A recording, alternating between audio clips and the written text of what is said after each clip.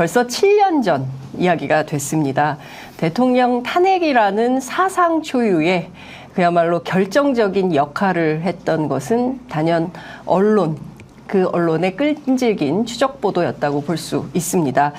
과거 기록이지만 사실 언론 입장에서 보자면 현재의 진행형일 수밖에 없는, 그래서 한 번쯤은 꼭 한번 되짚어 봐야 될 만한 취재의 중심에 있었던 그날의 주인공들을 저희가 특집으로 모셔봤습니다. 더불어민주당의 김의겸 의원, 그리고 뉴스버스의 이진동 대표 모셨습니다. 두 분 어서 오십시오. 네, 안녕하세요. 네, 반갑습니다. 사적으로는 두 분이 자주 만나시는 편이시죠? 가끔. 네. 술 마시는 사이? 제 입장에서는 통화를 자주 하죠. 통화를 자주 하시는 사이시구나. 그래서 압수수색 당할지도 모르고. 압수수색 한쪽이 털리면 두 개가 털리는 두 거예요. 개가 동시에 털리는 거예요? 아, 이러다 우리 편의점까지 같이 털리는 소리야. 사실 제 입장에서 보자면 정말 훌륭하신 두 선배분 모시고 방송을 하게 돼서 저 개인적으로 굉장히 영광이라고 생각을 합니다. 김의겸 의원님께서는 한겨레 신문 기자시고요. 그리고 이진동 대표께서는 조선일보에 오래 올해는 아니었고요. 네. 조선일보에 딱 3년 6개월 있었는데 네. TV조선에 제가 그리고 6년 정도 있었고 한국일보에 12년 생활을 했죠. 근데 네. 많은 사람들이 조선일보로 기자로 더 기억을 많이 하는 것 같아요. 그때 제일 특종을 많이 하셔서 그런 거 아닙니까? 아니요, 한국일보 있을 때도 많이 했어요. 많이. 네. 네. 그럼 두 분은 언제부터 알고 지냈던 사이세요? 언제 처음 만나셨어요? 법조 기자를 90년대 네. 법조 기자 할 때. 근데 출입처는 잘났어요? 저는 주로 대검에 있었고 네. 제가 지검에 있었고 네. 네. 그리고 나중에 DJ 민주당 때 네. 그때는 이제 딱 붙어 있는 부스에 네. 같이 있기도 했었고. 뭐 친하게 지내셨습니까? 아니, 한겨레하고 뭐. 제가 한국일보 있을 때는 네. 한겨레 옆에 한국일보예요. 그래서 한겨레 기자. 한겨레 옆에 한국일보. 네, 그래서 항상 옆에 한겨레 기자하고 많이 친했던 게 네. 뭐 우리 이제 김 선배도 있지만 그 밑에 네. 뭐 다 기자이니까 네. 강희철 기자 뭐 이봉규 기자 다 네. 법조를 거쳐간 기자들이 항상 옆에 앉아요. 예. 그러면 이 소위 이제 마왈이라고 해서 취재 가는 것도 있잖아요. 네, 네. 갈 때도 같이 가고 그러기 때문에 예. 한겨레 기자하고는 좀 자주 어울렸죠. 네. 특별한 인연이 있는 두 분이었다. 그러면 조선일보로 옮긴 다음에 좀 자리가 멀어지셨겠네요. 그런 건 아니고요. 제가 조선일보 있었던 게 뭐 한 3년 정도 있었고 그때는 법조 출입을 안 했어요. 출입. 네. 네, 그때 저는 이제 정치부로 가 있었고 그래서 네. 근데 사실 그 두 분을 빼놓고 두 분 하면 빼놓을 수 없는 게 이제 검찰 취재인 것 같아요. 그동안 기자 인생 살면서 이 특종 만나면 제보가 왔을 때 야, 이거는 세다. 이런 촉이 단번에 딱 오십니까? 김의겸 의원께서는 언제 썼던 기사가 제일 큰 기억으로 남으십니까? 네, 뭐 아무래도 최순실 건이었고요. 네. 그런데 얘기를 딱 들으면 그래도 좀 처음에는 이게 잘 구분이 잘 안 가지만 어느 정도 좀 경험이 쌓이면 이야기를 들어보면 이건 감이 오죠. 감이 좀 오죠. 네. 그래서 이건 사실일 가능성이 높다. 그리고 이제 그런 느낌이 오면 저 몸이 좀 짜릿해지죠. 네, 그래서 이제 되게 어떤 감춰진 사실을 밝혀내는 과정에서는 그 사건만 24시간 생각하게 되는 그래야 또 뭔가 취재의 길이 열리게 되고 네. 그렇습니다. 네. 어떠셨어요, 이진동? 저는 좀 기억력이 그렇게 좋은 편은 아니에요. 어제 있었던 일도 자주 까먹고 그렇긴 한데 이 큰 특종했을 때의 그 순간순간 장면들은 아직도 생생하거든요. 특히 이제 이제 여기서 편하게 네. 김 선배라고 부르고 네네네. 근데 국정농단 사건 했을 때 그리고 과거에 제가 국정원 도청 사건을 했었는데 그때 미림 팀장 네. 도청을 했던 네, 미림팀. 안기부에서 도청했던 그 팀장 집을 방문해서 그때 실토를 받아낼 때 네. 이런 장면들이 계속 기억이 굉장히 생생하거든요. 그래서 다른 건 다 잘 잊히는데 네. 그런 건 여전히 남아 있고요. 특히 이제 국정농단 사건 같은 경우는 7년이면 이제 MZ 세대는 장동건 고소영도 모르잖아요. 근데 7년 됐으면 이게 네. 거의 잊혀지는 사건 같더라고요.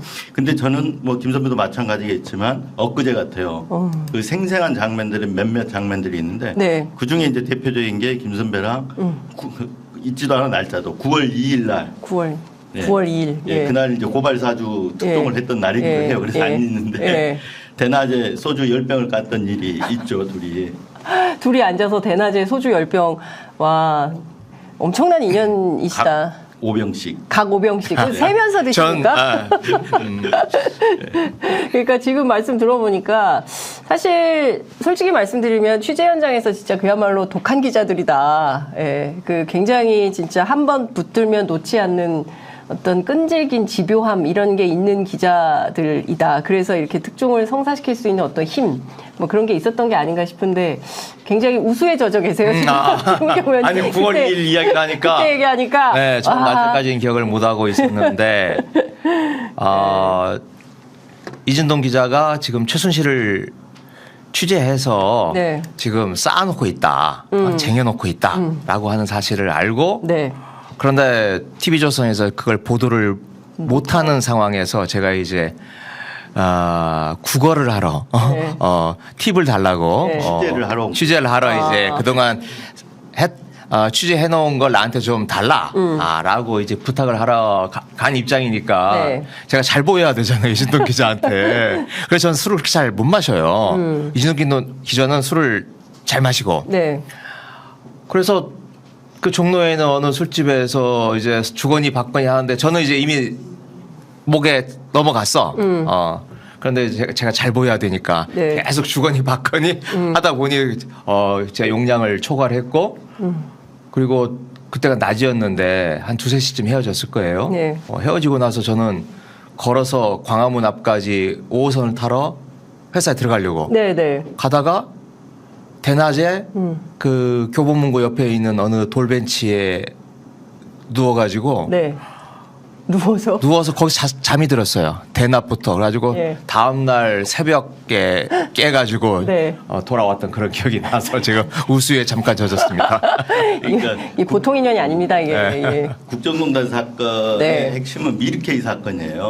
그러니까 미르케이 사건을 저희들이 이제 보도를 해서 한 30건 정도 기사를 썼어요. 그러니까 쓸 만큼 다 썼어요. 네. 그러니까 이제 나중에 뭐 뒷부분에 가면 이제 이렇게 취재 방법, 보도 네. 방법에 대해서 좀 얘기가 있겠지만 써놓고 이제 마지막 꼬다리가 뭐냐면 네. 그 배우에 최순실이 있다. 최순실 이름을 드러내는 거였어요. 네. CCTV를 보도 그 의상실 그렇죠. CCTV 있잖아요. 네, 네. 이걸 보도하면서 그게 굉장히 컸죠. 예. 그 배우의 최순실이다라는 걸 드러내야 되는데 그 마지막 한 꼬다리가 남아 있는 상태에서 보도가 막 됐던 상황이에요.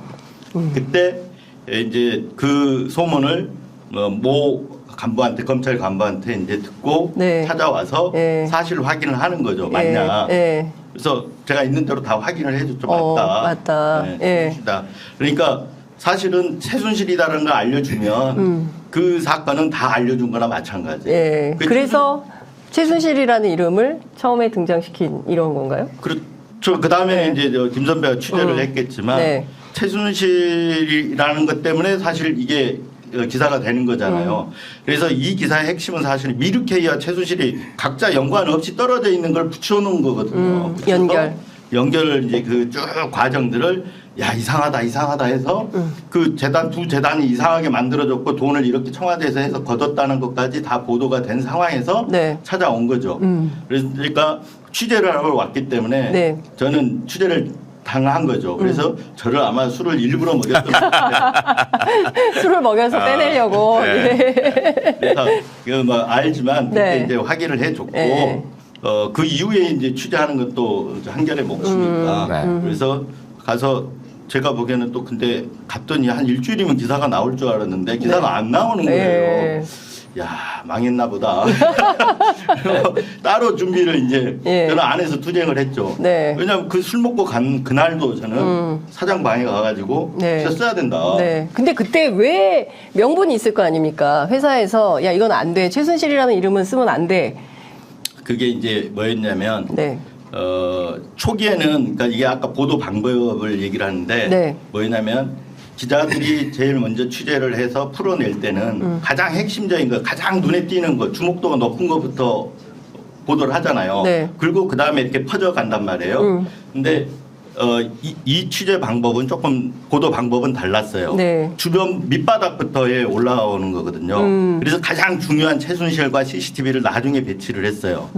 왜 그랬냐면 제가 만약에 한겨레 기자였다. 네. 그랬으면 그 반대로 했을 거예요. 근데 조선일보 기자이기 때문에 최순실부터 꺼내놓으면 다음 기사를 얘를 써야 될 게 너무 많은데 네. 인사농단, 애산농단 써야 될 건 너무 많은데 거기서 딱 CCTV 하나 갖고 막혀버리면 보여줄 수 있는 게 아무것도 없어요. 네. 그래서 오히려 그 반대로 CCTV를 나중에 배치한 거죠. 그래서 네. 좀 불가역적으로 만들어 놓겠다. 판을 예.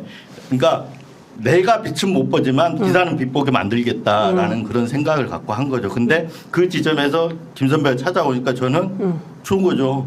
얘기를 해주고. 그래서 열심히 써달라고 이렇게 박수 쳐주고 있었는데 20일 지나가고 쓰더라고요. 근데 왜 이렇게 20일이나 시간이 걸렸던 거예요, 한겨레는? 취재를 해야 돼. 아니 그게 네. 말이 쉽지. 네. 최순실이 있다라고 하는 증언이나 네. 또 뭐 정황 증거나 이걸 이제 찾아내야 되는데 네. 이제 그게 쉽지 않았던 거죠. 그것까지는 못 넘겨주는 거죠. 그렇죠. 그건 말하자면 이진동 기자가 네. 이미 의상실 영상을 확보해 놓은 거잖아요. 네, 네. 말하자면 그런 게 있으면 네, 그건 그냥 바로, 바로 보도를 하면 될 텐데 저희는 네. 그것까지는 안 주잖아요. 네. 달라고 했어요. 달라고 했는데 안 줬어요? 같은 왜안 기자인데 줬어요? 그 주겠어요. 자기가 어렵게 그렇죠. 몇 년 동안 저 공들여 취재해 놓은 건데 이제 그런 상태에서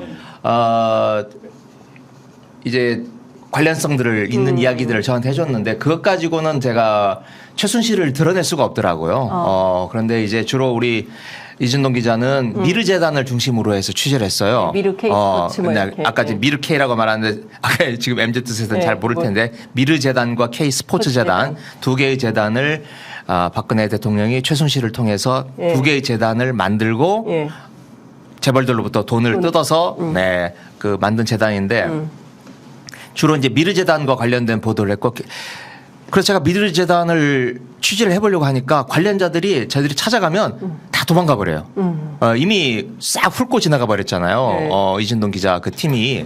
그래서 이 사람들은 바짝 경계를 하고 있었어요. 그리고 실제로 이진동 기자가 취재를 들어오니까 최순실이 독일로 날아가 버렸죠. 날아가고 말이라든지 뭐 자기 주변 정리를 이제 언론이 냄새를 맡았다. 그러니 철저히 숨겨야 된다라고 해서 그 삼성이 사준 말을 또 어떻게 바꾸느냐 막 복잡하고 맞아요. 하고 있을 때니 저희들이 미르재단을 아무리 두들겨 본들 사람들이 도망가서 취재가 안 되는 거예요. 그런데 상대적으로 K스포츠 재단은 우리 이진동 기자가 조금 덜 건드렸어요. 네. 예, 그래서 제가 이제 그러면 우리는 K스포츠 재단으로 들어가자 해서 가서 거기에 정현식 선생님이라고 네. 사무총장을 하셨던 분이 계신데 그분을 이제 만나서 최순실이 어떤 역할을 했는지 네. 재벌들로부터 어떻게 돈을 뜯었는지 이런 이야기를 들어서 주로 이제 K스포츠 재단을 가지고 저희들은 배우에 최순실이 있었다라고 하는 걸 집중적으로 보도를 하기 시작을 했죠. 네. 그러니까 이제 이렇게 된 거죠. 그 말씀대로 미르 재단은 저희들이 다 취재해서, 그러니까 하나만 취재한 게 아니라 미르 K스포츠 재단을 다 취재했는데 미르 재단의 연결고리를 최순실과 연결고리를 다 찾아냈어요. 네. 근데 K스포츠 재단은 연결고리가 없어서 계속 그 등기부등본에 나온 뭐 그 이사장, 아까 얘기했던 사무총장 집을 보내는데. 네. 기자들이 못 만나는 거예요. 그래서 그 한겨레 나온 다음에 그 기자들 저한테 엄청 혼났거든요. 만나가지고도 전화 통화를 하는데 없다고 맨날 돌아오고 그래서 접촉을 했는데 네. 못 만났죠. 그러다 보니까 K스포츠는 연결고리가 많이 부족한 상태였는데 한겨레가 그래서 그걸 찾아서 네. 이제 최순실과 연결고리를 만들어낸 게 한겨레 첫 보도예요. 네. 그게 9월 20일 날 보도예요. 와, 아니 뭐 날짜까지 전부 다 기억하시고. 저는 뭐 그 네. 기계다. 특정한 그 기사들은 다 기억을 해요. 네. 몇 월 며칠 그러니까 며칠. 제가 보기에는 하여튼 이제 그게 인생이기 때문에 다 기록을 머릿속에 해놓는 게 아닌가 싶고. 근데 이제 재밌는 게 어쨌든 처음에 이제 딱 뭘 하나 입수를 했으면 그 관련해서 혼자 감당이 안 될 때 팀을 꾸려서 취재팀을 만들잖아요. 구성을 하잖아요. 우리 그 이진동 대표께서 지휘한 팀은 퍼스트 펭귄 팀? 네. 그 다음에 그때 김의겸 기자 시절에 의원님이 만들었던 팀은 최차사? 네. 최순실을 찾는 사람들? 이름은 왜 이렇게 정하신 겁니까? 저는 이제 처음에 저희 이 취재팀이 이렇게 그렇게 많지는 않았어요. 한 두세 명 데리고 했었는데 그래서 굉장히 은밀하게 외부 회사 내부에도 뭘 취재하는지 모르게 그래서 암호명이 CSS 팀이었어요. CSS 팀. 최순실. 네. CSS로 이렇게 암호명을 정해가지고 취재를 하고 왜냐하면 최순실이라는 이름이 나오는 순간 뭘 취재하고 있다라는 게 알려지니까 이제 그렇게 해서 취재를 했고 제가 퍼스트 펭귄 팀이라고 붙인 거는 왜 그랬냐면 뒤에서도 얘기가 나오지만 JTBC 태블릿 PC 보도가 나오고 나서 그리고 한겨레 보도 나오고 태블릿 보도 나오고 나서 TV조선은 물밑에서 엄청나게 일을 많이 했단 말이에요. 근데 보여지는 거는 이제 태블릿 보여주고 JTBC가 다 한 것처럼 그렇죠. 한겨레 보여주고 JTBC 이제 나오고 나서 그럼 TV조선의 역할을 뭘로 찾을 거냐 제가 고민을 한 거죠. 어떻게 해야 자리매김되고 사람들한테 각인이 될 건가 생각하다가 퍼스트 펭귄이라는 개념을 제가 찾아내서 그 기자협회하고 인터뷰를 하는데 그 얘기를 했어. 우리는 퍼스트 펭귄이다. 퍼스트 펭귄이었다. 우리가 했던 보도는 그러니까 맨 먼저 펭귄 대열에서 맨 먼저 물에 뛰어든 용감하게 뛰어든 거 퍼스트 펭귄이라고 그러잖아요.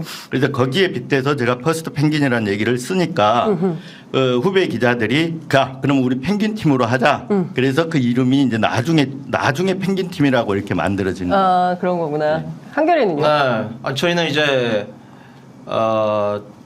TV조선 이진동 기자가 선행 취재해 놓은 선행 앞서서 선행 취재해 놓은 걸 바탕으로 결국은 하여튼 최순실을 찾아내는 것 그게 이제 꼭지점이잖아요. 최순실을 찾아내면 이제 다 그림이 완성이 되는 거죠. 그래서 최종 목표가 최순실이다. 그리고 이제 말하자면 고지가 저기다. 최순실이 고지다라고 하는 목적을 좀 더 분명히 하기 위해서 최순실을 찾는 사람들, 노래를 찾는 사람들이라고 하는 노차사가 있었잖아요. 그걸 약간 패러디해서 그래서 우리는 최차사다. 이렇게 팀 이름을 붙였었죠. 그 후배들 가운데 제일 기억에 남는 후배들이 있습니까? 누가 제일 열심히 뛰었다. 누가 진짜 말을 안 들었다. 이제는 말할 수 있다. 7년이 지났으므로. 또 후배들이 이제 저는 회사에서 지원이 그렇게 크게 적극적으로 지원된 건 아니었거든요. 몰래 하기 때문에 갔다가 진짜 어려웠다. 취재를 한 두세 명 데리고 이렇게 두세 명을 데리고 이렇게 취재하다 보면 인사발령을 내요. 그러면 또 다른 기자가 오고 해서 이어받고 해가지고 자꾸 바뀌었거든요. 그래서 이제 그 조금이라도 거쳐간 사람들 숫자가 저까지 포함해서 11명이에요. 11명. 딱 축구 선수 11명이어서 제가 그걸 이제 펭귄 팀이라고 하는데 어떤 후배는 많이 한 후배도 있고 어떤 후배는 적게 한 후배도 있었는데 그때가 2016년 7월이잖아요. 6월, 7월 어마어마하게 더울 때였어요. 근데 그 더위 그런 것 제가 뭐 안 따지고 가가지고 막 취재시키고 가서 집 지키라고 그러고 만나라고 그러고 하니까 그 한 후배는 여기 코에 이게 땀띠가 나가지고 그리고 그 당시 사귀던 여자친구하고도 헤어졌다고 원망도 듣고 많이 그랬었는데. 그렇구나. 그럼 의원님은 기억에 남는 후배?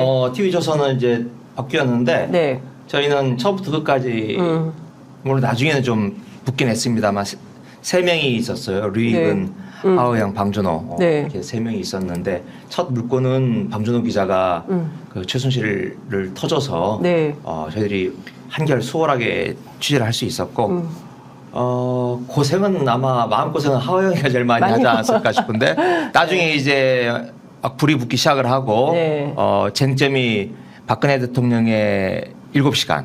그 세월호 7시간 동안 뭘 하고 있었느냐. 이게 다들 이제 언론의 관심이 쏠리기 시작을 했을 때 올림머리 하러 갔었다. 머리 하느라고 그렇게 오래 걸렸다라고 하는 걸 이제 밝혀내는데 그 머리를 해준 그 강남 미용실 자매가 있었어요. 그래서 그런데 그 자매가 말을 하겠어요.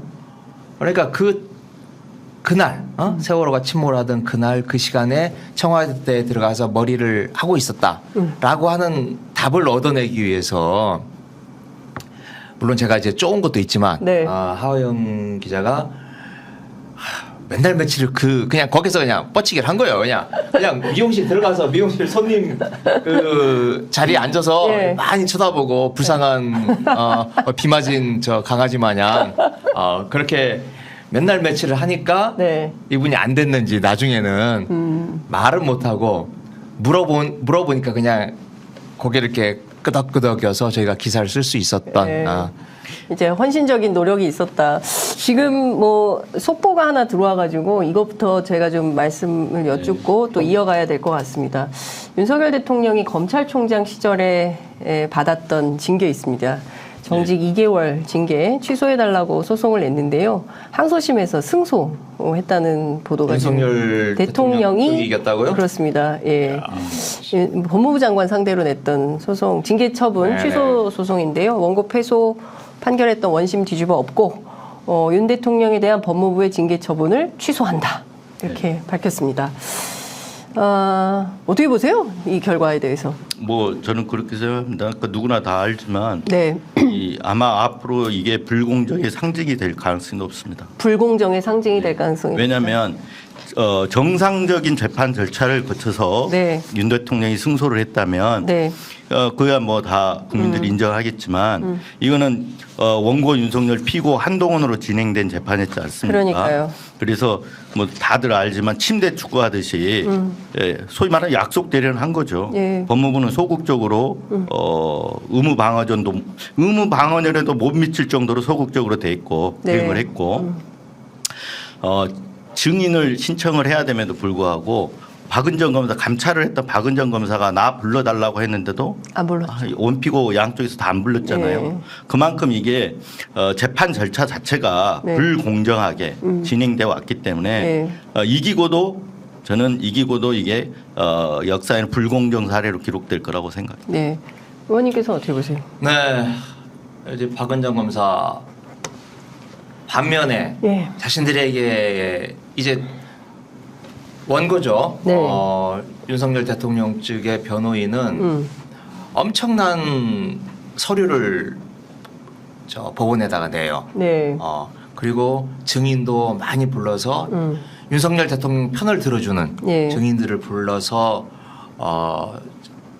증언을 하도록 하고 그에 비해서 지금 법무부 쪽에 있는 변호인은 서류도 안 내지 네. 또 자신들에게 유리한 증인은 부르지도 않지. 뭐 그러니까 일방적인 게임을 한 거죠. 그야말로 헤어질 결심이라면 재판에서 질 결심을 하고 패소할 결심을 하고 나온 건데요. 이러니 뭐 아마 재판장 입장에서도 여러 번 혼냈거든요. 네. 그게 지금 말이 되느냐. 지금 법무부 쪽의 변호인에게 그런 식으로 변호를 할 수가 있느냐라고 질책을 했다 그러는데 네. 글쎄요. 이게 재판장 입장에서는 워낙 한쪽에서만 일방적으로 유리한 자료와 증언이 나오니까 그렇게 갈 수밖에 없었던 측면이 있지 않았겠나. 네. 재판부 입장에서 보면 그런 생각도 들지만 그래도 너무 1심에서 뻔히 나왔던 네.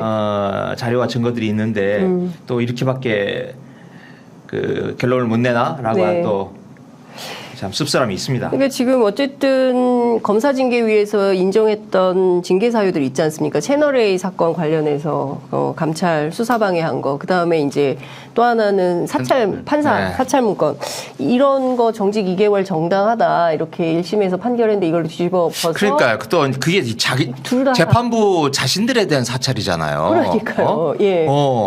그러면 판사들이 경로해야 되는 거 아니에요? 오기가 있고 자존심 있으면 예. 이렇게 해야 하는 게 참 이게 스스로 누워서 침 뱉기 아닌가. 네, 정말. 예. 그 원피고가 한 명이 한 거나 마찬가지잖아요. 네. 그러니까요. 윤석열 대통령 하면 아바타 한동훈 뭐 이렇게 불리잖아요. 그리고 네. 한동훈 장관이 제가 보기에는 이 재판이 만약에 윤석열 대통령이 패소를 했으면 비대위원장 못 갔을 텐데 네. 승소하는 바람에 이제 비대위원장 갈 수 있겠구나. 아직 꽃길이 열린 겁니까? 한동훈 비대위? 네. 그거 어떻게 보세요? 진짜 한동훈 비대위가 지금 개봉박두입니다. 이미 뭐 뭐 언론회의, 짜여진 언론- 처음부터 그러니까요. 김기현 대표가 물러날 때부터 다음 카드는 한동훈이라고 생각을 한 거 아니겠습니까? 단지 그런데 일방적으로 밀어붙이면 이게 용산에서 지령을 내려서 네. 한동훈 비대위원장이 되는 게 너무 역력하니까 그러니까 이제 많은 의견을 수렴한다. 뭐 우리 진통을 겪다가 결국은 한동훈으로 간다. 네. 이런 걸 보여주기 요식 절차 아닌가 싶고요. 네. 또 거기에 또 적절하게 뭐 국민과 당원들이 원하지 않는다면 또 안 간다라고 양념도 한 번씩 쳐주고. 네. 근데 결국은 전 뭐 처음부터 짜여졌던 시나리오가 아닌가. 그리고 글쎄요. 저는 이제 이게 서울의 봄에 나왔던 전두환과 노태우의 관계, 네. 또 이 검찰 반란의 윤석열과 한동훈의 관계가 역사가 다시 한번 되풀이되듯이 네. 비슷하게 또 한번 되풀이되는 거 아닌가 싶습니다. 그 전두환이 반란을 일으키면서 자기 친구인 노태우에게 한번 도와도 뭐 네, 이러면서 네, 이제 진행을 하잖아요. 네. 윤석열도 마찬가지였죠. 윤석열이 한동훈이 꼭 필요한 사람이었죠. 자기가 수사를 하거나 또는 문재인 정부에서의 그 역무를 꿈꾸는데, 네. 그래서 이제 결국 노태우에게 민정당 대표를 시켰잖아요. 전두환 시절에. 그렇죠. 또 윤석열 대통령이 한동훈을 또 당 대표를 이 비대위원장이 당 대표니까. 네. 그래서 어떤 비슷한 사건이 되풀이된다. 그런데 처음에는 비극이었지만 네. 두 번째 되풀이되면 희극이 된다는 얘기가 있잖아요. 희극으로 끝날 것 같습니다.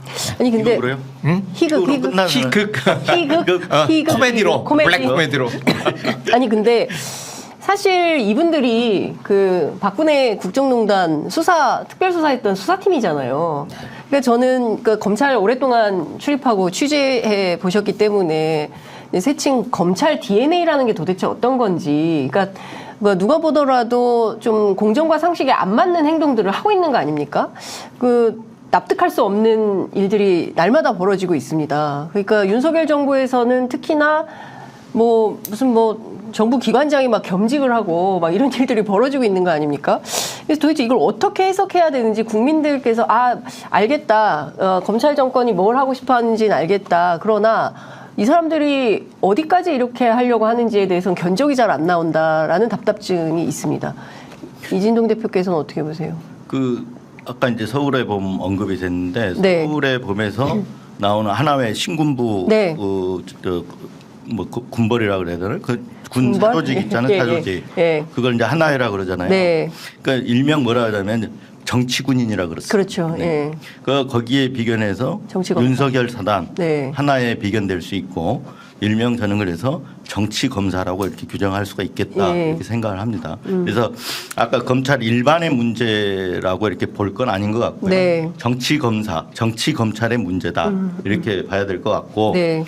왜 그러냐면 이게 윤석열 대통령이 검찰총장에서 대통령으로 직행하는 바람에 네. 오히려 검찰은 이런 논란, 검찰이 정치화되는 논란을 지금 겪고 있는 거거든요. 네. 그리고 그 하나회 같은 소수 몇몇 네. 이 정치 검사 때문에 그런 문제들이 부각되고 있는데 네. 이 정권이 끝나면 내지는 뭐 아까 말했던 대로 한동훈까지 이어갈지는 잘 모르겠습니다만 네. 끝나면 어마어마한 파장이 있을 거다. 뭐 검찰이 문 닫아야 될지도 모르는 그런 상황까지 갈 수도 있다. 검찰이 문 닫는 상황까지 올 수도 있다. 그렇죠. 왜 그러냐면 네. 수사권 뺏길 수도 있는 거잖아요. 예. 지금 국민들한테 저는 지금은 현재 막아냈지만 네.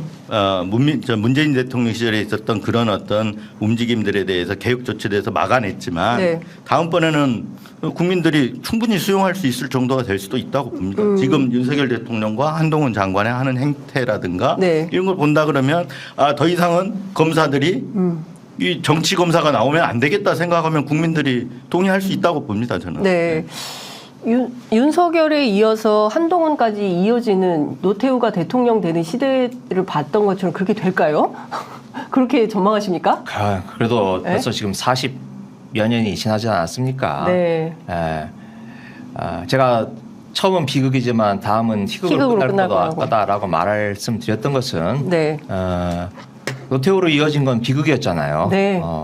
87년의 분열과 노태우에게 승리를 안겨준 건데 지금 우리 국민들의 여론조사 등을 통해서 단적으로 드러나고 있지 않습니까? 윤석열 정부와 검찰 정권에 대해서 네. 우리 국민들이 얼마나 분노하고 어떻게 평가하는지는 나타나고 있기 때문에 네. 외양으로는 겉모습은 비슷하게 간다 할지라도 국민들이 절대 그런 선택을 하지 않을 거고요. 네. 결국 참담한 말로가 있지 않을까 그렇게 생각을 해봅니다. 그 참담한 말로가 내년 총선이에요? 네, 윤석열 한동훈 체제에 대해서는. 예. 네. 근데 결국 시작이다. 네, 그러니까 이미 강서구청장 보궐선거부터 나타나기 시작해서 네. 기울고 있다고 봐야지 한동훈 장관이 비대위원장 맡았다고 해가지고 그게 뭐 이어지는 거다 이렇게 뭐 볼 수는 없는 거죠. 네. 이미 기울어 가고 있다 이렇게 봐야 되는 거 아니겠어요? 예. 근데 사실은 아쉬움 같은 게 있어요. 문재인 정부 초반에 그리고 또 민주당이 180석이나 되는 의석을 가졌을 때 좀 검경 수사권 조정을 좀 잘 해놨더라면 어땠을까? 뭐 지금 댓글창에도 그런 글들이 되게 많이 올라오고 있는데 그 점은 우리 김의겸 의원님께서 좀 왜 이렇게 잘 안 됐던 건지 그리고 뒷부분에 와가지고 이렇게 스텝이 꼬이는 건지 이제는 말할 수 있다 하기엔 너무 이른가요? 네. 좀 이 검찰을 어떻게 네. 뭐랄까 대처를 할 건가에 대해서 좀 거칠게 표현하자면 강경하게 할 건가 또는 그냥 온건하게 할 건가라고 네. 하는 의견 대립이 있었습니다. 문재인 정부에서. 문재인 정부 안에서. 네.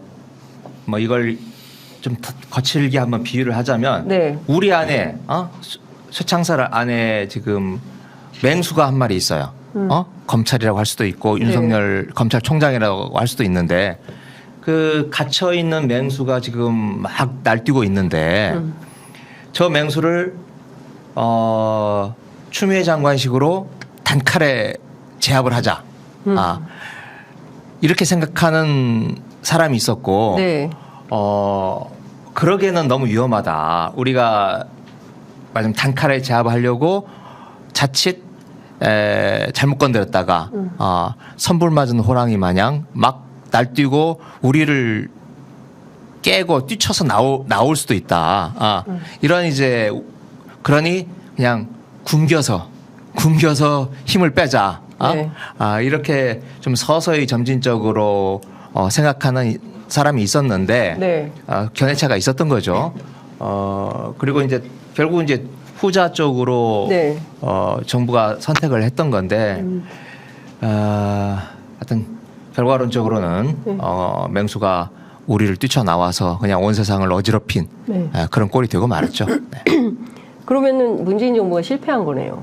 결과론적으로는 실패한 거죠. 그건 뭐 부인할 수 없는 사실이고요. 굶겨서 힘을 빼려고 했는데 오히려 살이 쪄가지고. 누가 몰래 뒤로 음식을 준 사람이 있었던 거죠. 누가 몰래 뒤에서 음식을 준 사람은 누굽니까? 그거 찾아내야 되는 거 아니에요? 그 사골 아니에요? 조중동도 할 수 있고요. 네. 네. 하여튼 지금 상황을 놓고 보자면 굉장히 국민들 입장에서는 정말 좀 분노하지 않을 수 없는 여러 가지 장면들을 매일 신문 보도를 보면서 확인할 수밖에 없는 상황이 된 것 같습니다. 그때 과연 대통령 탄핵을 할 수 있을까? 될까? 되게 우려도 많았었는데 이 취재를 시작하실 때 다시 이제 박근혜 국정농단 7년 전으로 돌아와서 보자면 말이죠. 이 취재를 처음 시작할 때 이게 대통령 탄핵까지 갈 수 있겠다라는 판단을 초장에 하셨습니까? 이진동 대표님. 저는 하고 했습니다. 그러니까 탄핵이 될지 안 될지는 모르겠다. 후배들한테 처음 시작부터 얘기를 했어요. 네. 이게 우리가 갖고 있는 모든 기사가 제대로 이렇게 까진다면 네.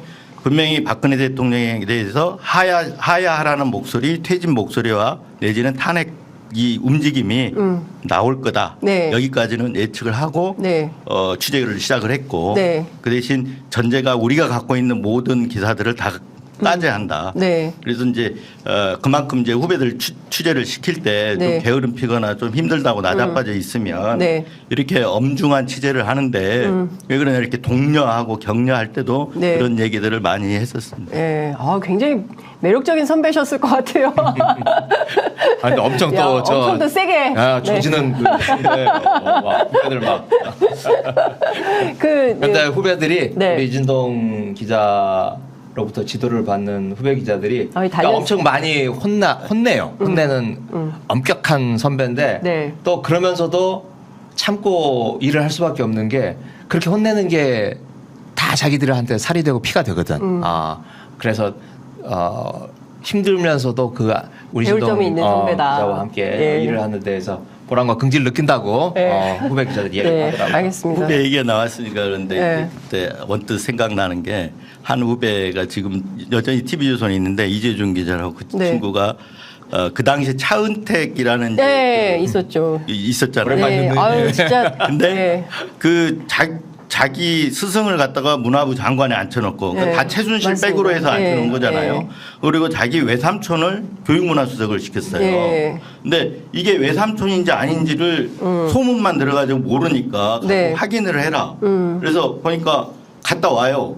갔다 와서 왔는데 문 두드려 확인했는데 네.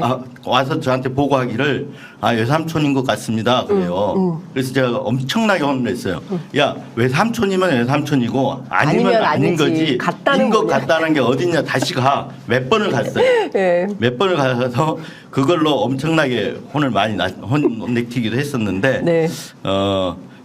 뭐 나중에는 뭐 다들 이제 그 결론이 네. 이렇게 힘들었지만 나중에 이제 끝에 가가지고 탄핵까지 이르게 됐지 않습니까? 그래서 그 친구들도 이제 저는 뿌듯하게 그러니까 자부심으로 갖고 있다고 생각하는데 네. 실제는 모르죠 뭐. 저 한마디 하세요. 재준아 미안하다. 한마디 하세요. 고생했다 재준아. 뿐만 아니라 경준아 고생했다. 네, 탄핵 얘기가 나왔으니까 네. 저도 뭐 그때만 해도 탄핵이라는 개념이 그렇죠. 별로 상상할 수가 없는 거잖아요. 네. 뭐 오히려 하야 퇴진 이런 말들이 네, 더 맞습니다. 자연스러운 거지. 국회에서 3분의 2가 탄핵 소추를 하고 헌재를 통해서 탄핵이 결정이 된다. 네. 이런 정치적 경로에 대해서 상상력이 발동이 안 될 때였는데 여하튼 저도 어디까지 타격을 받을지는 알 수 없었지만 네. 하여튼 이 사건이 드러나면 박근혜 대통령은 견디기가 힘들 거다. 네. 하여튼 그런 건 이제 어렴풋이 짐작을 좀 할 수가 있었죠. 그에 비하면 지금 윤석열 대통령이 벌이고 있는 충분히 이렇게 전개되는 이 뒤에는 네. 최순실이라고 하는 인물이 아닌 뭔가 또 다른 그 결정 과정이 있는 거 아니겠어요? 네.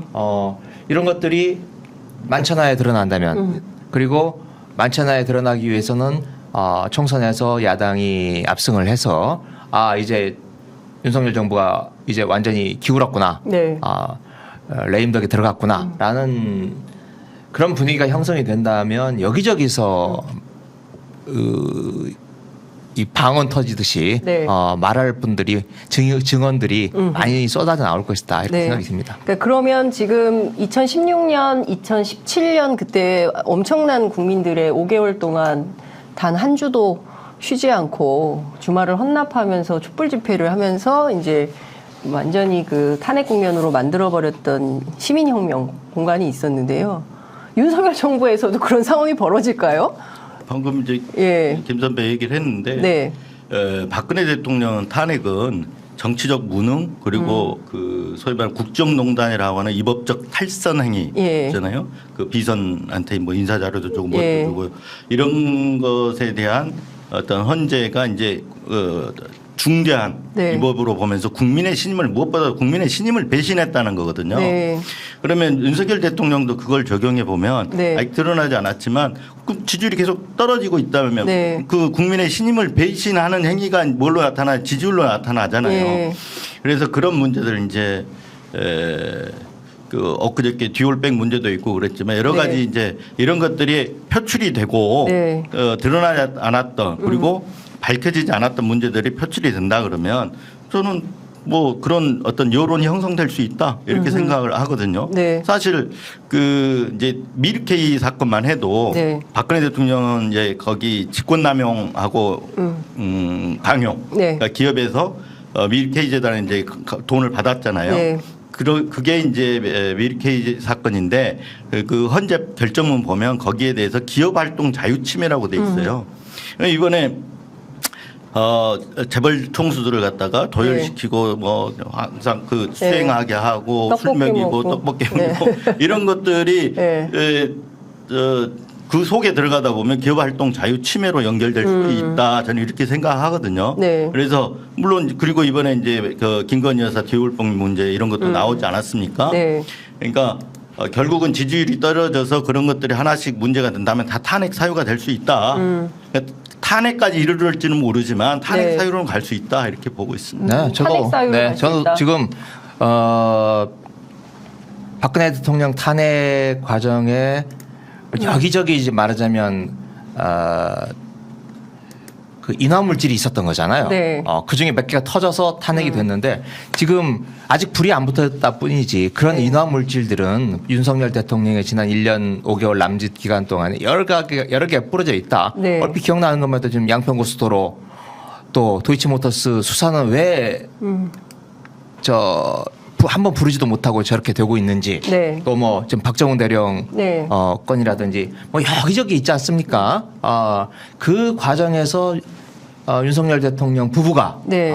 무슨 일을 했는지 지금은 아무도 말을 안 하고 있지만 총선이 끝난 뒤에는 네.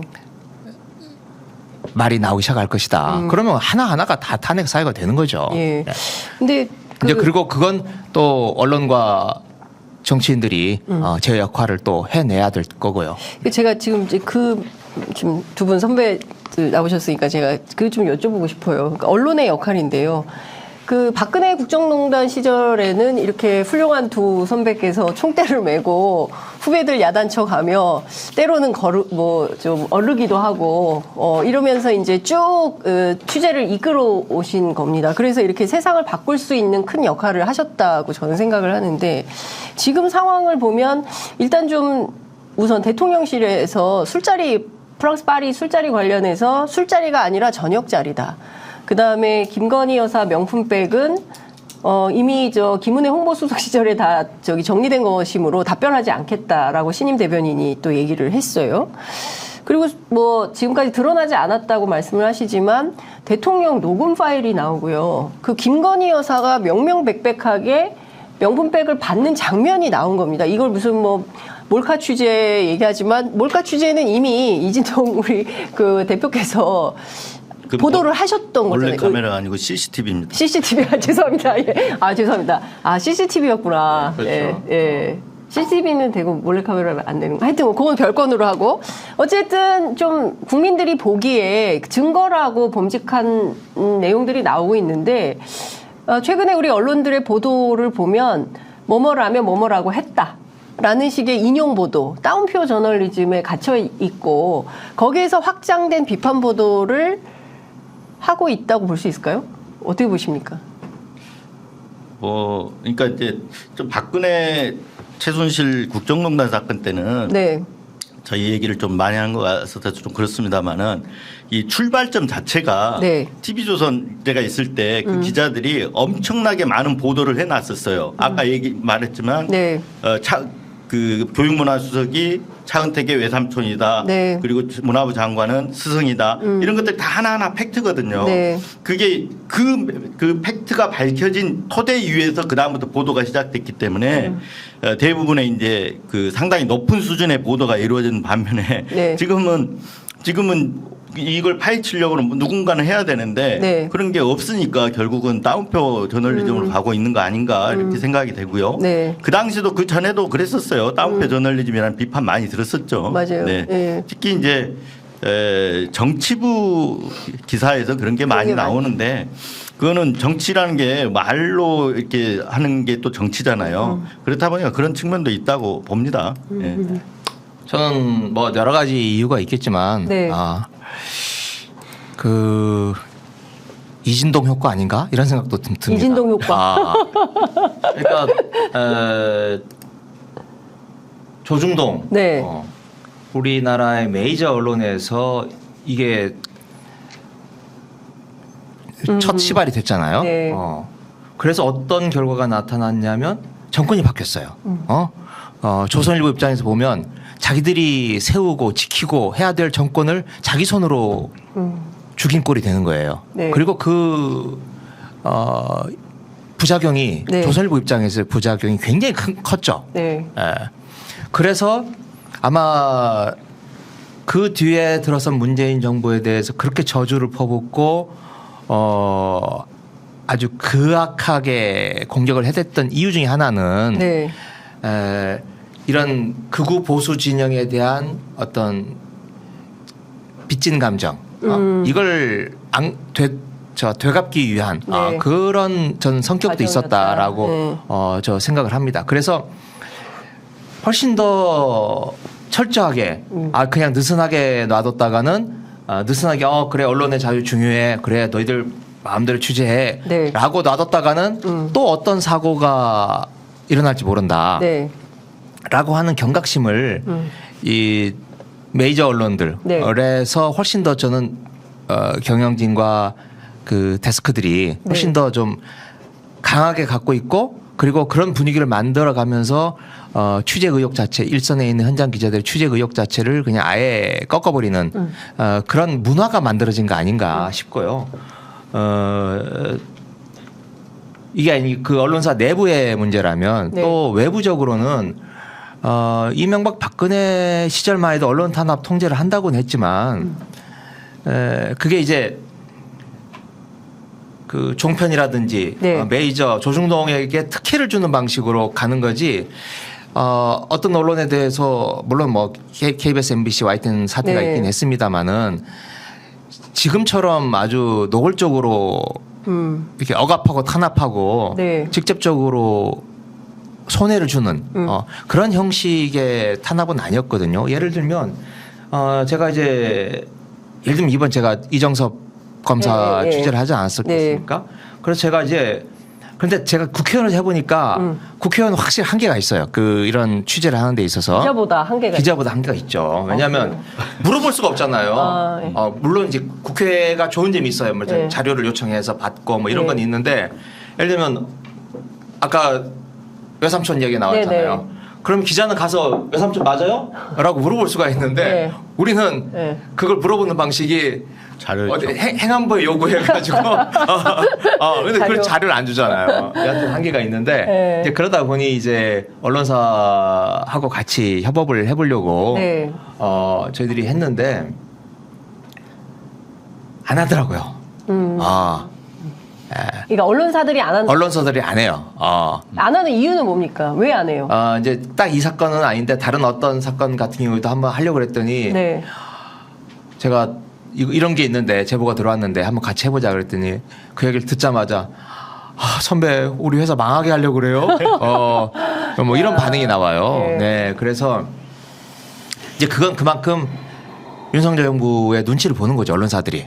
네, 그리고 그게 단순히 말로만 자신들을 억압하는 게 아니라 실제적으로 탄압이 들어올 거다라고 네. 하는 걸 피부로 지금 절감하고 있는 거 아니겠어요? 지금 KBS 같은 경우에 우리 박민 사장, 네. 우리 이진동 기자 저 다 잘 알아요. 네. 같은 비슷한 시대 현장에 네. 있었던 게 우리 그분도 동료 법조 오래 기자인데. 했잖아요. 법조 오래 했죠. 네. 네. 그래서 윤석열 대통령하고 친하다는 거 아닙니까? 그러니까 지금 보면 참 우리 언론이 이제 그 사실은 광고 때문에 이제 재벌들 눈치 보고 뭐돈 때문에 뭐 그렇다 이거는 진짜 오래된 얘기지만 야 이게 정치 권력으로부터까지도 눈치를 보고 결국 캐비넷 정치 때문에 그런 거 아니냐라는 생각이 좀 들기도 하는데요. 저 이것 좀 여쭤보고 싶었어요. 줄리 네. 줄리 의혹 이거 첫 보도를 뉴스버스에서 네. 특종하셨죠. 네네. 네. 어떻게 처음에 시작하시게 된 거예요? 그러니까 제가 이제 뉴스버스를 2021년에 창간을 해서 네. 만드는데 창간하면서 눈길을 끌어야 되잖아요. 네. 눈길을 끌으려면 뭔가 보도를 그 주목받을 만한 보도를 해야 되잖아요. 그래서 국민들이 그 당시에 우리 대중이나 국민들이 가장 궁금해하는 게 뭘까 해가지고 김건희 여사였거든요. 네. 예, 그 목소리 그리고 그 등장시키는 거 한 번도 등장한 적이 없었어요.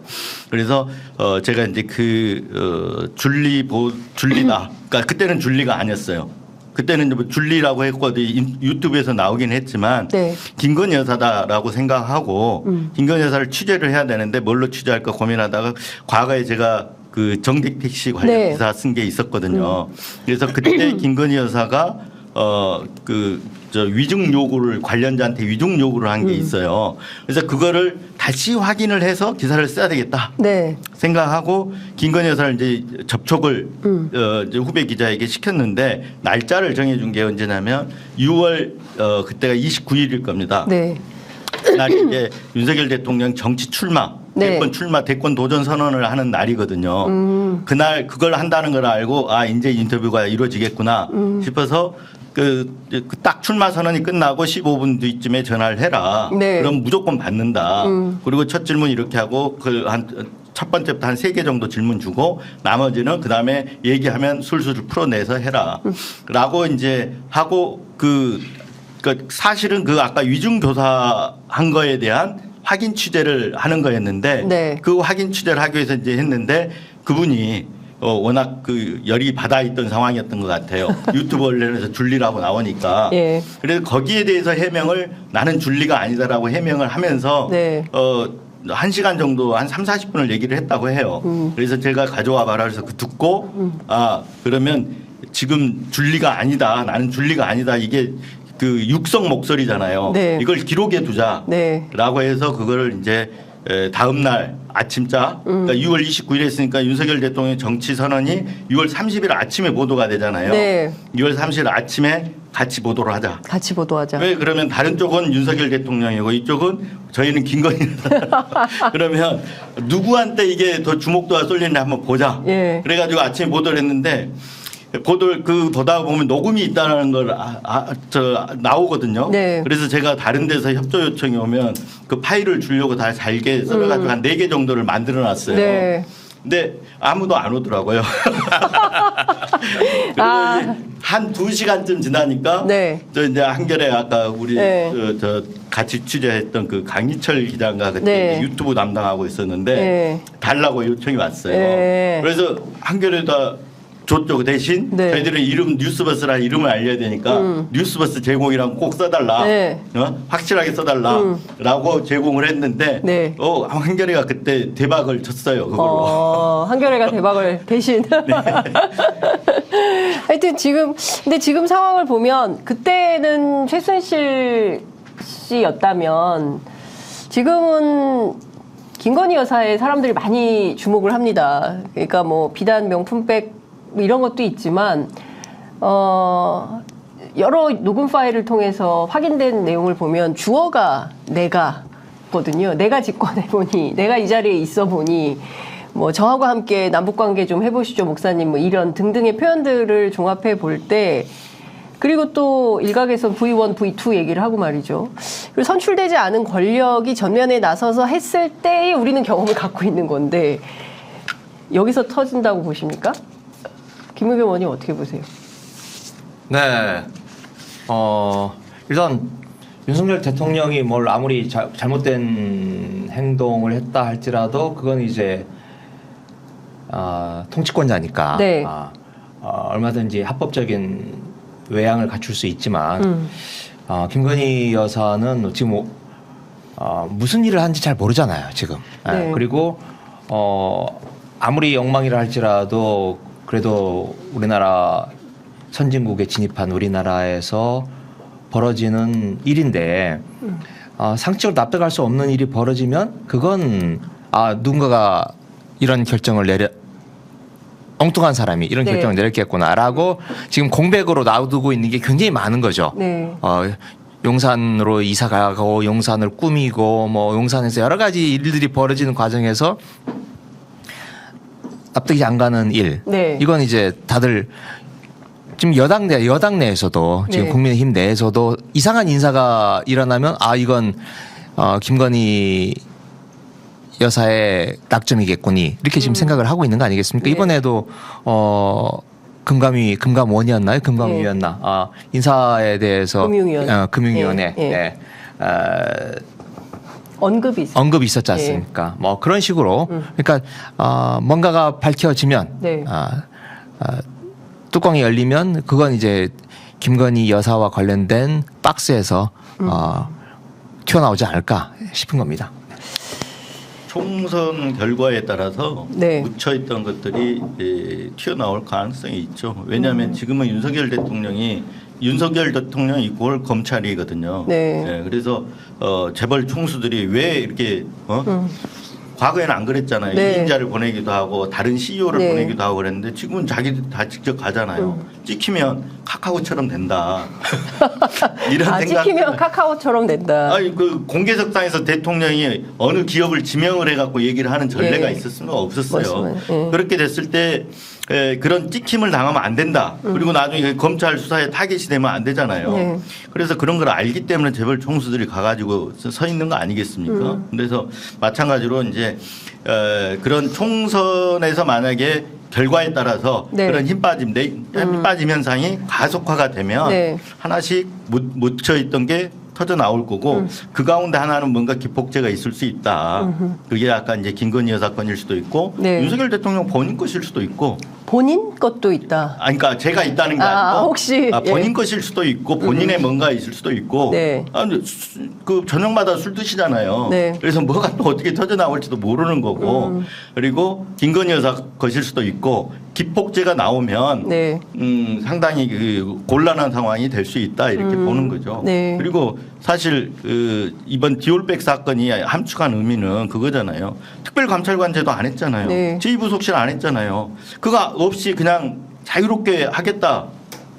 누구의 어떤 간섭도 받지 않고 통제도 받지 않고 그렇게 생활하겠다라는 거잖아요. 네. 그러니까 누릴 건 다 누리고 책임은 안 지겠다. 책임은 안 지겠다. 예. 이런 상황에서 지금 벌어진 게 디올백 사건이란 말이에요. 그런데도 불구하고 지금 뭐 없어요.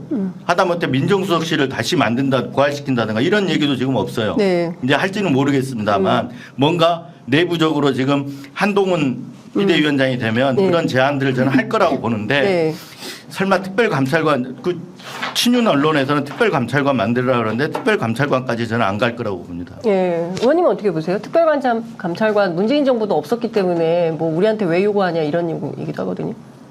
네. 아까 말씀하셨듯이 예. 김건희 여사가 네. 뭐 손톱만큼의 어떤 제재나 불편함 이런 걸 용납을 안 하고 있지 않습니까? 네. 그리고 본인이 정치적이나 또 다회적인 활동을 하지 않겠다고 약속을 했음에도 불구하고 대통령보다 더 적극적인 행보를 보여주고 있는 이런 상황에서 글쎄요 뭐 그런데 아마 단기적으로는 어떻게 해볼 수 있지 않을까 싶기도 해요. 예를 들면 한동훈 뭐 비대위원장 거의 당 대표죠. 체제가 들어섰는데 총선을 치르기 위해서 네. 뭔가 약간의 유화책. 속죄향, 그러니까 그런 눈가림용 네, 네. 단기적인 쇼 이런 건 좀 할 수 있지 않을까. 그래서 뭐 김건희 여사나 또 그 일가족 네. 처가 쪽에서 뭐뭘 하겠다. 뭐 이런 식의 대국민 약속 이런 건 좀 할 수 있지 않을까. 그런데 뭐가 될지는 알 수 없습니다만은. 네. 근데 그게 뭐 그 총선 국면을 넘어가기 위한 눈가림인 수준에서 그치지 않을까 싶습니다. 네. 28일 특검법은 처리를 하는 겁니까? 네, 그건 무조건 처리하는 겁니다. 그러면 처리를 해서 어떻게 될까요? 이후에 15일 안에 다시 그 제2요구를 대통령이 하겠죠. 그렇죠. 그러면 돌아올 거고, 네. 그러면 내년 1월 상반기가 될 거고, 그러면 민주당은 언제 그거를 어떻게 표결에 붙입니까? 다시. 일단 윤석열 대통령이 그걸 1월인데 네. 1월이면 진짜 막 공천 지금 네. 뜨거울 때 아닙니까? 네. 이때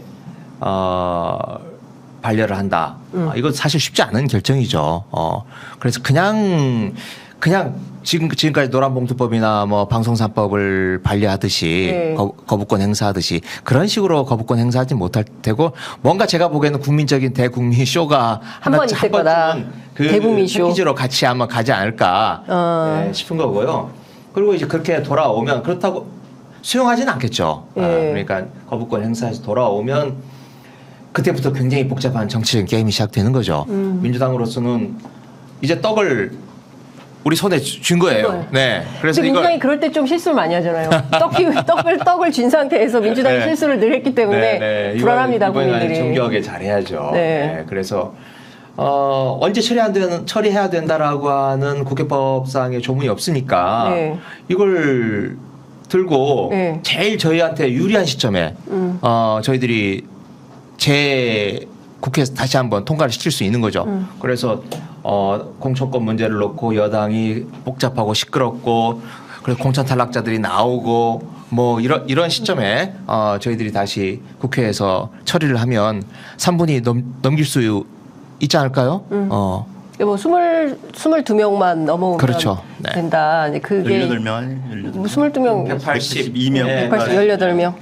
저는 언제 통과될 줄 아는데 언제 통과되죠? 통과될 만할 때 통과된다. 저 붙일 거예요. 그러니까 그 말이 제일 유리한 시점. 제일 유리한 시점 어렵게 나왔어요.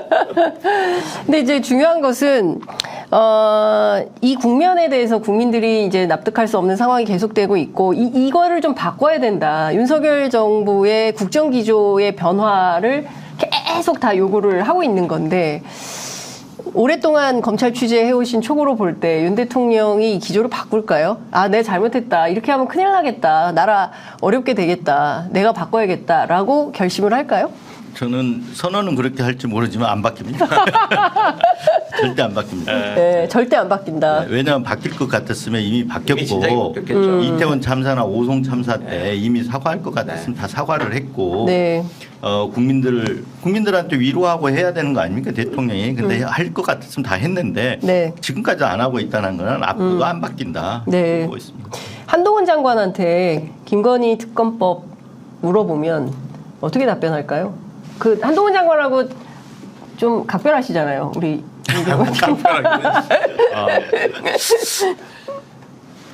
글쎄요, 이제 한동훈 장관 입장에서는 사실은 좋은 시절은 가고 지금 이제 시련의 계절이 다가온 거 아닌가 싶어요. 그 전에는 이제 저희 법사위나 대정부 질문 때나 또 국회에 올 때마다 항상 도어 스태핑을 하잖아요. 네.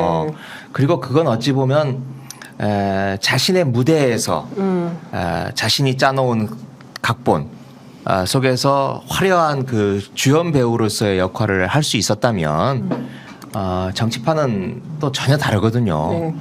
예상치 못한 상황, 또 예상치 못한 질문, 돌발적인 상황 이런 것들이 끊임없이 벌어지고 있는 속에서 과연 자기 페이스대로 그렇게 할 수 있을까? 그게 가장 첫 번째 드러나는 게 디올백에 대한 질문이 들어왔을 때 네, 모른다. 잘 모른다라고 이야기를 하잖아요. 네. 네. 한 번도 지난 1년 반 동안 그 모든 답변과 모든 질문에 대해서 자신만만하고 오만하게 보일 정도로까지 추궁하고 오히려 막 반격하고 했던 그 자신만만했던 한동훈이 디올백 얘기가 나오니까 그냥 잘 모르겠다. 근데 앞으로 잘 모를 상황이 계속 벌어질 겁니다. 네. 왜냐하면 공천 문제 이게 검사가 피의자 조사하는 방식으로 지금 법무부 장관을 해왔는데 네. 검사가 피의자 다루듯이 대표가 국회의원들을 다룰 수가 없거든요. 그렇게 다뤘다가는 정말 난리가 나죠. 네. 그러면 이제 국회의원들이 다들 이제 한 칸씩 하는 사람들인데 자기에게 조금이라도 불리하고 자기 자리에 검사를 내리꽂고 또는 뭐 이리저리하게 억울하다 네. 생각을 하면 반기를 들죠. 반기를 들었을 때 과연 그동안 한동훈 장관이 보여줬던 그런 대처 방식 이걸 계속 쓸 수 있을까요? 계속 잘 모르겠다. 네. 이런 상황이 벌어질 것 같습니다. 한동훈은 계속 모르겠다. 이런 방식으로 될 거다. 그 기자 입장에서 검증 포인트는 어떤 게 있을까요? 앞으로 이제 정치인으로 등장하는 건데 누가 한동훈 장- 네, 한동훈 장관이요. 그러니까 법조 기자들은 상당히 어려울 거다. 그의 앞길이 이제 이렇게 얘기를 하는데 어떻게 전망하세요? 한동훈 장관이 뭐 개인 문제도 마이크를 들이대면 답은 잘 하잖아요. 네. 답은 잘 하고 그 답이 이제 상당히 보수 우파를 대변하는 답변이고 야당을 공격하는 답변. 그래서 지지자들한테는 굉장히 응원을 받고 네. 그래서 또 강남에 있는 아줌마들한테 인기가 좋다고 그래요. 근데 이제 검증 포인트는 그거잖아요. 결국은 리더십이란 말이에요. 네. 아까 김선배도 잠깐 얘기했지만 그 리더십을 한동훈이 보여줄 수 있냐? 네. 저는 노라고 생각해요. 왜냐하면 한동훈의 자체가 일하는 스타일이 자기 재능, 자기 능력 갖고 어떤 개인적으로 하는 그런 스타일이거든요. 네. 근데 정치는 이 함께 함께 해가면서 그걸 잘 그 사람들을 또 이끌어 가야 하잖아요. 그렇죠. 예. 그리고 또 조정도 해야 되고 네. 이런데 한 장관 일하는 스타일은 전혀 안 맞아요. 그렇기 때문에 지금 인기가 있다고 해서 비대위원장 앉혔다고 해가지고 잘 끌어간다. 저는 그런 보장은 없다고 생각합니다. 네. 리더십에서 상당히 리더십의 타격을 입는 일들이 비일비재하게 일어날 가능성이 높다. 이렇게 네. 보고 있습니다. 천하람 순천갑인가요? 당협위원장이 정치 시작했다 정치 끝났다로 끝날 가능성이 매우 높다 이제 이렇게 진단을 하던데 그나저나 민주당에서 한동훈 장관 탄핵은 하는 겁니까? 이거 어떻게 되는 거예요? 탄핵이요? 네. 한동훈 장관 이제 끝나면 이제 뭐 끝이고 사실 뭐 끝났다고 봐야 언론에 돼요. 의미가 시기적으로 뭐 탄핵 이야기가 적절하지 않은 것 같고요. 네. 하여튼 지금 뭐 당내 분위기에서는 오히려 그래 한동훈 나와서 아까 정치 시작했다 정치 끝났다 식으로 네. 오히려 정치 검찰의 민낯을 그대로 드러내 보이는 게 오히려 저희들이 다음 총선에 구도를 만드는데 저희들로서는 훨씬 더 수월하고 편한 거 아닌가 이렇게 생각을 하고 있습니다. 차라리 한동훈 장관이 비대위원장으로 오면 민주당 네. 입장에서는 선명하게 싸울 수 이게 있다. 저희들이 실제로 생각하고 있는 게 검찰 정치, 네. 검사 정권을 종식시키자, 네. 군부 독재 타도하자, 가장 선명한 구호 네. 아니겠습니까? 네. 그런데 그걸 저희들이 원하지도 않았는데 그렇게 스스로 지금 만들어가고 있잖아요. 네. 그런 의미에서 본다면 그게 오히려 편하죠. 여기 아까 서울의 봄에 이야기 나왔듯이 맞으면 전두환 다음에 노태우가 똑같은 검사 아니 군인 노태우의 네. 성격을 가지고 있었다면 훨씬 더 87년 선거를 치르기가 편했겠죠. 그런데 그걸 이제 유기구 속이구라고 네. 해서 군부 군사 독재의 성격을 벗어나 보려고 노력을 했던 거 아니겠습니까? 네. 그런데 지금 한동훈 장관이 다음 대표다라고 하는 건 하여튼 검사 정권의 연장선을 놓지 않겠다라고 하는 게 보다 더 분명해지는 거기 때문에 네. 구도가 더 선명해지는 거죠. 하여튼 이번 지금 연말이고 이제 곧 신년이 되고 이제 내년이면 이제 그야말로 이제 총선 국면으로 이제 들어가는 건데요. 그 정치 검찰 시대의 고언을 명할 만큼 민주당이 잘 할 수 있겠죠. 최선을 다해야죠. 네, 알겠습니다. 끝으로 한 말씀씩 듣고 마무리하겠습니다. 오늘 꼭 해야 되는데 장윤선이 묻지 않아서 말씀 못하셨던 대목이 있다면 한 말씀 주시면 좋겠습니다. 너무 길게 해가지고 할 얘기 다. 70분 했네. 70분이나. 아니, 근데 그만큼 정말 특집으로 저희가 두 분 모셨고 사실 쉽지 않은 기회였는데 종종 이렇게 해주시면 참 좋을 것 같은데 시청자분들도 반응도 굉장히 뜨겁습니다. 괜찮으시죠? 네, 저는 괜찮은데 네. 김선배 여기가 아니고 저희 그러니까. 유튜브에도 보시는 아니 저는 아주 연대 좋아합니다. 같이 예. 연대해서 좀 세상을 바꾸는데 일조하면 좋겠습니다. 두 분 오늘 말씀 정말 잘 들었고요. 감사합니다. 또 모시겠습니다. 네. 고맙습니다. 네.